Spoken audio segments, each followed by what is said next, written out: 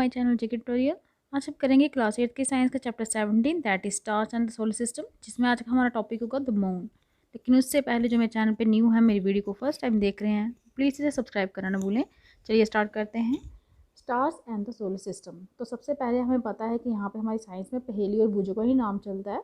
तो यहाँ पे भी पहेली और बूझों जाते हैं अपने ग्रैंड पेरेंट्स के घर, जो कि गाँव में है। वो कब जाते हैं? वो समर ब्रेक में। मीन्स सबको जब समर वेकेशन होती है, आप चाहते हो ना अपने दादा दादी के घर। ये वैसे पहेली और बूझो कहाँ पे रहते हैं? एक सिटी एरिया में रहते हैं। तो जब उनको गर्मी की छुट्टियाँ पड़ती हैं तो ये अपने दादी दादा के घर गाँव में जाते हैं। तो वहाँ पे जब ये डिनर करते हैं रात के टाइम पे, तो डिनर करने के बाद ये जाते हैं छत के ऊपर, घर की छत के ऊपर जाते हैं।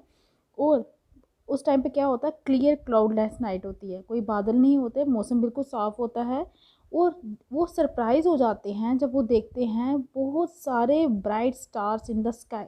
चमकते हुए तारे दिखाई देते हैं उनको बहुत सारे स्काई में, क्योंकि उन्होंने ऐसे तारे चमकते हुए, ऐसा ब्यूटीफुल सीन जो है अपनी सिटी में कभी नहीं देखा। जैसा कि ये फिगर में दिखा रहे हैं ना आपको, देखो कैसे छत पे चढ़ के उन्होंने मून दिखाई दे रहा है, स्टार्स भी दिखाई दे रहे हैं। लेकिन ये सीन उन्होंने अपनी मतलब घर में जो सिटी में रहते हैं, ये वहाँ पे ऐसा सीन उन्होंने कभी नहीं देखा था। तो ये सब देख के पहेली जो है वो हैरान हो जाती है कि क्यों जो गांव की स्काई है वो इतनी डिफरेंट क्यों होती है रात के टाइम पे बिग सिटीज़ के कंपैरिजन पे। मीन जो सिटी की स्काई है वो अलग लगती है तो स्काई ही है, लेकिन सिटी की स्काई और गांव की स्काई जो है बिल्कुल डिफरेंट लगती है। तो उनके जो ग्रैंडफादर हैं वो एक्सप्लेन करते हैं कि due to bright light, smoke and dust, किसके कारण? ज़्यादा लाइट के कारण, स्मोक के कारण, डस्ट के कारण, मीन पोल्यूशन के कारण जो स्काई है बिग सिटीज़ में वो क्लियर नहीं दिखाई देती। वहाँ पे आपका मतलब पोल्यूशन वाला लेवल है, जिसके कारण आपको स्काई जो है क्लियर नहीं दिखाई देती। He is also identify some objects seen in the night sky and told story. और उन्होंने साथ में ये भी बताया, आइडेंटिफाई किए कुछ ऑब्जेक्ट्स बताए, जैसे आपको बताते हैं ना, ये ध्रुव तारा है, ये मून है, ये 3 तारे हैं। इनकी भी अपनी स्टोरीज जो थी उनके दादाजी ने उनको वो उनकी स्टोरीज भी सुनाई, जो उन ऑब्जेक्ट्स के साथ क्या थे? रिलेटेड थी। आपको देखो ना, आपके केवल 7 स्टार्स का भी एक बनता है ग्रुप, जिसको सप्तऋषि बोलते हैं। उन्हें उनसे रिलेटेड कोई स्टोरी मतलब जो थे, जो भी ग्रुप थे वहाँ पे, चाहे जो कोई ऑब्जेक्ट थे उनसे रिलेटेड उनके दादाजी ने उनको क्या किया? स्टोरी सुनाए। तो नाइट स्काई वाचिंग करते टाइम पे ये भी एक फैसिनेटिंग एक्सपीरियंस है। मीन्स ये भी एक इंजॉयबल मोमेंट होता है, क्योंकि वहाँ पे ना ही कोई ब्राइट लाइट एज लाइक की सिटी, तो वहाँ का एटमोसफेयर भी क्या होता है? क्लियर। कहाँ की बात कर रहे हैं? गाँव की बात कर रहे हैं। तो ये भी बहुत अच्छा सीन था, एक एक्सपीरियंस था उनके लिए।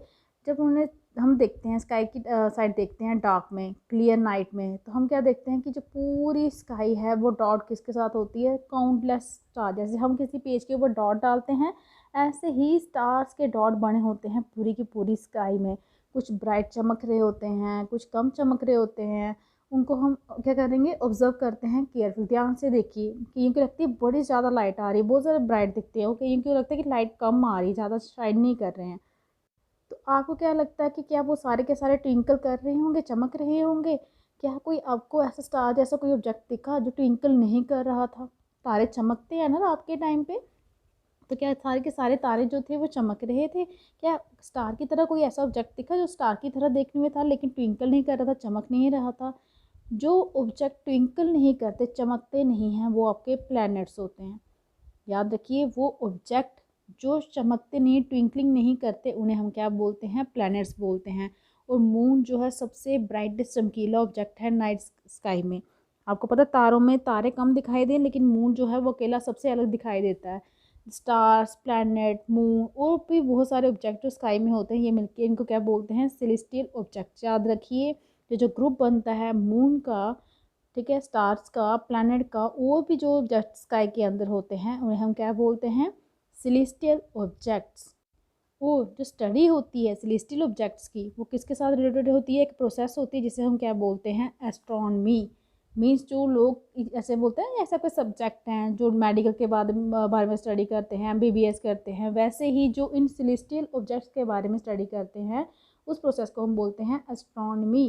एंशियंट इंडिया में हमारे जो एंसेस्टर, हमारे जो पूर्वज थे, वो परफॉर्म करते थे कुछ ऑब्जर्वेशन, किसकी बारे में? स्काई के बारे में। और उनका नॉलेज जो होता था एस्ट्रोनॉमी के बारे में, वो एडवांस होता था, अब उनके टाइम से भी एडवांस था। वो जो प्रिडिक्शन करते थे वो सच में हो जाती थी। पास से जैसे सन का, स्टार का, मून का, प्लैनेट का स्काई में, वो हेल्प करता है किसके बारे में? कैलेंडर के बारे में। और जिम ये उनको बिना देखे, आजकल तो हम कैलेंडर देख के सब कुछ लगाते हैं ना कि कल क्या होगा, कौन सा डे होगा। वो जस्ट इनके सन के बेसिस पे, स्टार्स के, मून और प्लैनेट के बेसिस पे बताते थे कि कैलेंडर क्या होगा, हमारे कौन से डे आ रहे हैं, इन्हीं के बेसिस पे वो देख के बताते थे। और ज़्यादातर वो यूज़ करते कौन करता था, जो पीपल होते थे उनके द्वारा, जिनको डे टू डे कंडक्ट करते थे, अंडरस्टैंडिंग चाहिए होती थी क्लाइमेट की, रेनफॉल की, या पैटर्न, किस तरह से फसलें बोनी हैं, कौन सी क्रॉप्स बोनी चाहिए, वो फिक्स करते थे डेट्स सीज़न की, फेस्टिवल्स की। मीन्स ये सब करने के लिए वो डिपेंड किस पे थे, सन पे, स्टार पे, मून पे, प्लैनेट पे, इनकी ही मूवमेंट पे वो डिपेंड थे। चलिए देखते हैं कुछ ऑब्जर्वेशन जो है सेलेस्टियल ऑब्जेक्ट्स की, और उनके बारे में लर्न करते हैं। जो आपका हमारा टॉपिक है आज का, द मून। तो इसमें आपको एक एक्टिविटी दी गई है, आपने क्या करना है, ऑब्जर्व करना है मून को, कंटिन्यूसली देखना है कुछ रातों तक, 2-4 दिन तक रात में आपने क्या करना है, मून को डेली ऑब्जर्व करना है। ठीक है, तो मोस्टली प्रेफर करना क्या है, जब फुल मून होता है ना उसके दूसरे दिन स्टार्ट कर दीजिए। फुल मून होता है ना पूर्णिमा का दिन, उसके बाद आपने क्या करना है, उसको डेली उसको नोटिस करना है। स्केच बनाना है मून का हर नाइट अपनी नोटबुक पे, और नोट करना है कि डे जो फुल मून था उसके बाद मून में क्या कोई डिफरेंट साइज, आपकी जो ऑब्जर्वेशन क्या उसके साइज़ में कोई चेंज आया। और नोट करना है पार्ट ऑफ द स्काई, कौन सी साइड है, ईस्ट में है या वेस्ट में है मून का, ये भी आपने नोटिस रखना है कि मून उस टाइम पे उसकी पोजीशन कौन सी थी, फुल मून के टाइम पे कहाँ पे थी, उसके आगे आगे जो भी दिन बीते फिर मून की पोजीशन कौन सी थी, मून की शेप कैसी थी। तो जब आप ये सब ऑब्जर्व करेंगे तो क्या कोई चेंज आया मून की शेप में, हर दिन कोई चेंज आया था क्या, they are days the shape of the moon appears to be perfectly round, क्या कोई ऐसा दिन था जब मून की शेप जो थी पूरी तरह राउंड थी, गोल थी। क्या कोई ऐसा दिन था जब मून बिल्कुल ही नहीं दिखा, वो स्काई बिल्कुल क्लियर थी लेकिन मून तब भी नहीं दिखा। वो दिन, जिस दिन जो होल डिस्क होती है मून की विजिबल, जिस दिन पूरा का पूरा मून जो है राउंड हो जाता है, वो आपको क्लियरली दिखता है, उस दिन को हम बोलते हैं फुल मून डे। याद रखिए, जिस दिन आपको पूरा का पूरा मून दिखता है, जिसे आप पूर्णिमा भी बोलते हो, उस दिन को हम क्या बोलते हैं, फुल मून डे। उसके बाद हर रात को जो साइज़ होता है इसके ब्राइट पार्ट का मून का, वो क्या होता जाता है, थिनर थिनर थिनर हो जाता है, कम होता जाता है। उसकी जो आपको लगता है, बोलते हैं ना मून कम हो रहा है, उसका साइज़ कम नहीं हो रहा, जो ब्राइट पार्ट है वो क्या हो रहा होता है, ब्लैक होता जाता है। वो जैसे ही 15 डे होते हैं मून उसके बाद विजिबल ही नहीं होता, पूरा का पूरा जो है गायब हो जाता है। इस दिन को हम बोलते हैं न्यू मून डे। याद रखिए, जिस दिन पूरा मून दिखता है उसे बोलते हैं फुल मून डे, जिस दिन मून दिखना बिल्कुल बंद हो जाता है उसे बोलते हैं न्यू मून डे। और दूसरे ही दिन 15 डे के नेक्स्ट ही डे एक स्मॉल पोर्शन जो है मून का वो दिखाई देना स्टार्ट हो जाता है, कहाँ पे, स्काई पे। तो उस चीज़ को, कंडीशन को, उस टाइम को क्या बोलते हैं, क्रिसेंट मून। क्रिसेंट मून, ये आपने अंडरलाइन करके रखने हैं वर्ड। उसके बाद अगेन मून धीरे धीरे उसकी ग्रोथ होती जाती है, उसका साइज़ बढ़ता जाता है, बढ़ता जाता है। और फिर 15 डे के बाद आपको क्या मिलेगा, फुल व्यू मिलेगा मून का, मीन्स फुल मून वाला डे फिर से आ जाता है। तो जो वेरियस जो शेप्स हैं, या ब्राइट पार्ट जो है मून का जो हमें दिखता है ड्यूरिंग ए मंथ, से हम बोलते हैं फेजेस ऑफ मून। याद रखिए, जो भी शेप्स होती हैं उसकी ब्राइट पार्ट की मून की जो हमें दिखती हैं पूरे मंथ में, उसे हम बोलते हैं फेजेस ऑफ मून। जो फेजेस होती हैं मून की वो बहुत इंपॉर्टेंट रोल प्ले करती है हमारी सोशल लाइफ में भी। ऑलमोस्ट जितने भी फेस्टिवल इंडिया में होते हैं वो सेलिब्रेट होते हैं according two phases of moon. For example, Diwali जो है वो कब सेलिब्रेट होती है, न्यू मून डे, जिसे आप बोलते हैं अमावस्या। अमावस्या के दिन जो है दिवाली जो है सेलिब्रेट की जाती है। वैसे ही बुद्ध पूर्णिमा, गुरु नानक बर्थडे जो है वो सेलिब्रेट होते हैं आपके फुल मून पे, पूर्णिमा वाले दिन। महाशिवरात्रि जो है वो सेलिब्रेट होती है 13th नाइट जो होती है वेनिंग मून की। ईद उल फितर जो है वो ऑब्जर्व की जाती है कब, जब क्या होता है, साइटिंग ऑफ क्रिसेंट मून, जब 15 दिन के बाद जब मून बिल्कुल गायब हो जाता है, उसके नेक्स्ट डे जब थोड़ा सा भी पार्ट दिख जाता है ना मून का, उस दिन क्या ऑब्जर्व किया जाता है, ईद उल फितर। तो इस तरह से हमारे इंडिया में जो ये फेस्टिवल हैं ये भी किसके साथ रिलेटेड हैं, आपके फेजेस ऑफ मून के साथ। चलिए अब अंडरस्टैंड करते हैं ये फेज जो होती है मून की, जो होती क्यों है, मून क्यों उसका साइज़ बिल्कुल ब्राइटनेस ख़त्म हो जाती है, क्यों धीरे धीरे फिर से लाइट आना शुरू हो जाती है। तो आपने चैप्टर 16 में पढ़ा था कि मून की जो है लाइट अपनी नहीं होती, मून खुद अपनी लाइट प्रोड्यूस नहीं करता, जबकि where the sun and other star do, sun और अदर स्टार जो हैं वो अपनी लाइट खुद प्रोड्यूस होते हैं, उनकी अपनी लाइट होती है, लेकिन मून की अपनी लाइट नहीं होती। हमने देखा मून को देखते हैं, क्यों?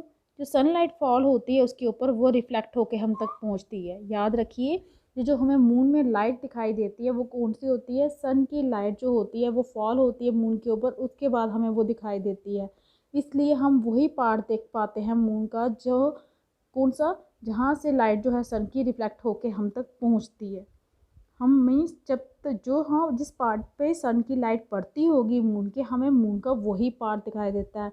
अगर मून के पूरे पार्ट पे सन की लाइट दिखाई देती है तो आपको फुल मून की पिक्चर दिखाई देता है, पूरा का पूरा मून दिखाई देता है।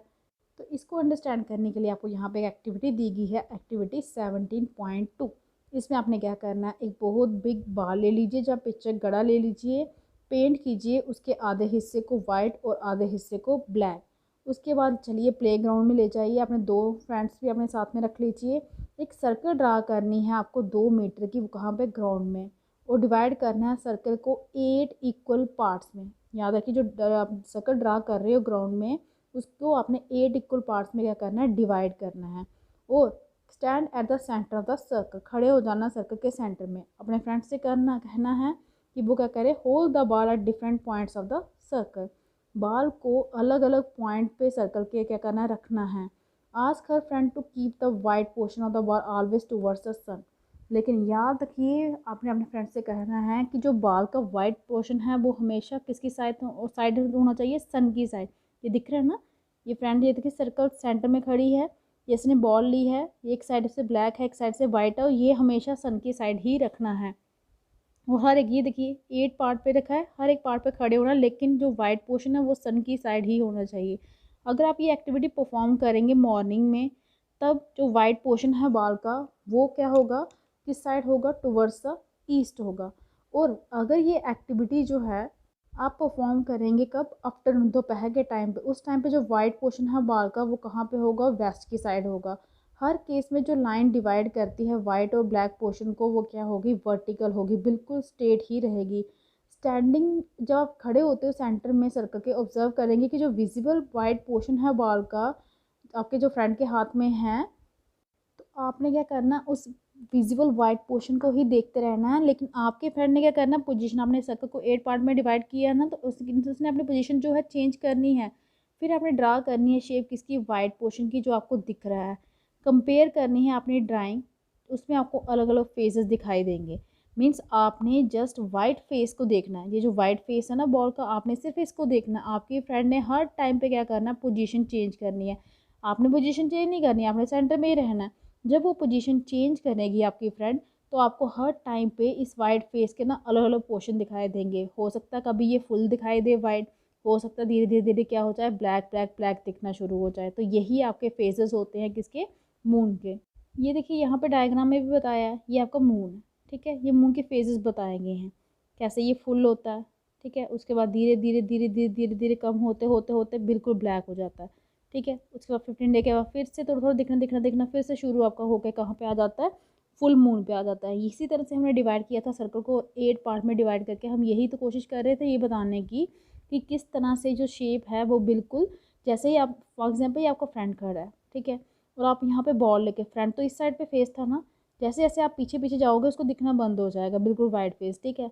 जैसे जैसे आप आगे आगे आओगे धीरे धीरे जाके बिल्कुल आप उनके सामने जब आपका फ्रेंड खड़ा हो जाएगा तो आपको पूरा का पूरा जो है वाइट वाला पार्ट दिखेगा किसका, बॉल का। और आपको पता है ना, मून जो है किसके अराउंड घूमता है, अर्थ के अराउंड, और अर्थ किसके अलॉन्ग विद द मून, साथ मून के साथ साथ किसके अराउंड घूमती है, सन के अराउंड। जैसा कि यहाँ पे फिगर में दिखाया है, ये सन होता है, ये आपकी अर्थ है, और ये मून। मून तो अराउंड किसके घूम रहा है, अर्थ, लेकिन अर्थ किसके अराउंड घूम रही है, सन के। तो इसलिए ये दोनों ही इकट्ठे किसके अराउंड घूमते हैं, सन के अराउंड। तो क्या आप गैस कर सकते हो क्या पोजीशन होगी, रिलेटिव क्या पोजीशन होगी सन की, मून की और अर्थ की, जब डे होता है फुल मून का, और on the day of new moon, जब आपकी पूर्णिमा होती है, जब अमावस्या होती है, तो आप पोजीशन बता सकते हो अर्थ की, सन की और मून की। आपने क्या करना है, स्केचेस बनाने हैं इन पोजीशन के अपनी नोटबुक में। कौन से पार्ट में जो स्काई जो है आपको दिखता होगा, फुल मून, ये भी आपने बताना है। और जो साइज़ है किसका, उसके पार्ट ऑफ द मून का जो विजिबल है अर्थ से, वो इंक्रीज होता जाता है, दिन ब दिन इंक्रीज हो जाता है, तब तक जब तक न्यू मून का डे नहीं आता, ठीक है। जैसे ही फुल मून डे आता है, तो तो जो सनलिट का पार्ट, सन वाली साइड का पार्ट है जो मून का, वो धीरे धीरे दिखना शुरू हो जाता है अर्थ में, और उसका साइज़ जो है डिक्रीज़ होता जाता है धीरे धीरे। जब आपको पता है ना पूर्णिमा के बाद क्या होता है, मून का साइज़ धीरे धीरे क्या हो जाता है, कम होना शुरू हो जाता है पूर्णिमा के बाद। नेक्स्ट आपको यहाँ पे एक और एक्टिविटी दी गई है, आपने सर्कल ड्रा करनी है जिसका 1 मीटर डायमीटर होगा ग्राउंड के ऊपर। अपने फ्रेंड से कहना है कि वो सेंटर में इसके खड़े हो जाए, और आपने रिवॉल्व करना है, you revolve around your friend. आपने अपने फ्रेंड के आगे पीछे इस तरह से घूमना है कि जो आपका फेस है वो हमेशा उसकी साइड हो, आपके फ्रेंड की साइड हो। Can your friend see your back, क्या आपकी फ्रेंड को आपका बैक दिखाई देगा। कितनी रोटेशन में आप कंप्लीट करोगे एक चक्कर, एक रेवोल्यूशन पूरी कितनी रोटेशन में कंप्लीट करोगे। और मून जो है रिवॉल्व करता है अर्थ को उसी मैनर में। तो मून कंप्लीट करता है अपनी रोटेशन अपने एक्सिस पे, उसको बोलते हैं 1 रेवोल्यूशन। मीन जिस अपने अपने जैसे आप बोलो कि आप अपने चक्कर पे पूरा कितने दिनों में कितने टाइम में घूमोगे, उसे आप बोलते हो 1 revolution around the earth. Means moon जो है कंप्लीट करता है अपनी रोटेशन जब अपनी एक एक्सिस पे, तो हम उसे बोलते हैं कि इसकी एक रेवोल्यूशन कंप्लीट हो गई है किसके अराउंड, अर्थ के अराउंड। अब नेक्स्ट आपके मून का सरफेस कैसा होता है। मून जो है एक फैसिनेटिंग ऑब्जेक्ट है। मैं एक बोलते हैं ना, एक कोई भी पोइम हो, कोई भी गाने हो, उस पर मून का जो है नाम आता ही आता है। चाहे कवि हों, चाहे स्टोरी टेलर हों, उनकी हर एक मतलब पोइट में, पोइम्स में, स्टोरीज में मून का नाम आता ही आता है। लेकिन जब एस्ट्रोनॉट लैंड हुए थे मून में, ऐसे तो वह बोलते हैं ना चांद की तरह खूबसूरत, चांद बहुत खूबसूरत है, लेकिन जब एस्ट्रोनॉट लैंड, आपको पता ना एस्ट्रोनॉट गए थे मून पे, जब उनकी लैंडिंग हुई थी, उन्होंने देखा था कि मून का जो सरफेस है ना वो बहुत ही डस्टी था, बहुत ही गंदा था। बड़े सारे ऐसे क्रैटर से पड़े, गड्ढे से पड़े हुए थे अलग अलग साइज़ के, और बहुत सारे ऐसे स्टीप हाई माउंटेन्स थे। उनमें जो कुछ जो थे हाई एज हाईएस्ट माउंटेन, इतने बड़े बड़े थे जैसे कि माउंटेन्स होते हैं अर्थ के ऊपर। ये देखिए आपको पिक्चर्स दिखाई गई हैं, ये माउंटेन आपके मून की पिक्चर्स हैं यहाँ पे। ये देखिए एस्ट्रोनॉट जब गए थे मून के ऊपर, मून पे कोई एटमॉस्फेयर नहीं होता, ना ही वहाँ पे कोई वाटर है, इसीलिए लाइफ जो है वो एग्जिस्ट नहीं कर सकती किसके ऊपर, मून के ऊपर। क्योंकि वहाँ पे एटमॉस्फेयर नहीं है तो मीन्स एयर नहीं है, साथ में पानी नहीं है, तो वहाँ पे क्या लाइफ एग्जिस्ट कर सकती है। ये कुछ फैक्ट हैं आपको पता होने चाहिए कि जुलाई 1969 में इंडियन टाइम के अकॉर्डिंग अमेरिकन एस्ट्रोनॉट थे नील आर्मस्ट्रॉन्ग, जिन्होंने लैंडिंग की थी मून पे सबसे पहले। ठीक है, उनके साथ में कौन थे, एडविन एल्ड्रिन। ये एस्ट्रोनॉट जब मून पे पहुंचे थे पहली बार उन्होंने पैर रखा था कहाँ पे, यहाँ पे मून पे। तो ये तो था आपका आज का टॉपिक द मून, जो कि कंप्लीट होता है। आई होप कि आपको अच्छे से समझ आ गया होगा। अगर आपको मेरी वीडियो अच्छी लगी हो तो प्लीज़ इसे लाइक कीजिए, शेयर कीजिए, चैनल को सब्सक्राइब कीजिए, ताकि आपको मेरी लेटेस्ट वीडियो जो है वो टाइम टाइम मिलती रहे। आज के लिए इतना ही, थैंक यू।